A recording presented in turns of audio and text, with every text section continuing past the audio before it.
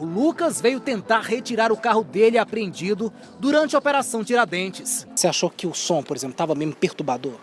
Não, achei de boa o som. Som ambiente mesmo.